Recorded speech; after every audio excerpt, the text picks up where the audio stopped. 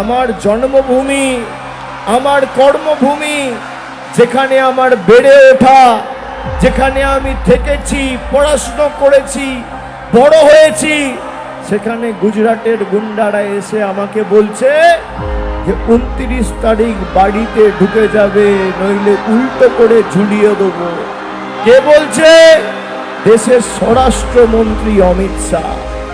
আমি অমিত শাহকে বলেছি, যদি বুকের সৎসাহস থাকে তাহলে 4 তারিখ কলকাতায় থাকবেন, বেলা 12টার পর দেখা হবে।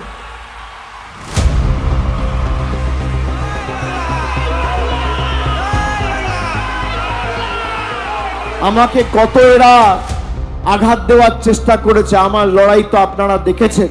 আমার পরিবারের, আমার মা বাবা, আমার 5 বছরের ছেলে, 10 বছরের কন্যা, স্ত্রী, কাউকে ছাড়েনি, মাথা নত করিনি। মাথা যদি নত করতে হয় সৃষ্টিকর্তা সর্বশক্তিমানের কাছে হবে, মা বাবার কাছে হবে। বিজেপির গদ্দারদের কাছে দক্ষিণ 24 পরগনার মাটি মাথা নত করতে জানে না।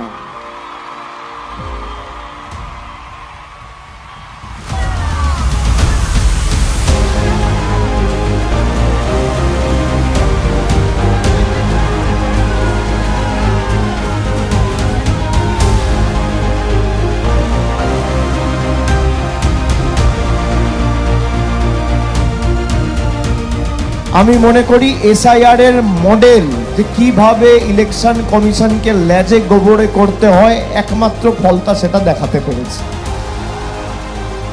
এই জ্ঞানেশ কুমারকে উচিত শিক্ষা, যোগ্য জবাব যদি কেউ দিয়ে থাকে, ফলতা বাসি দিয়েছে।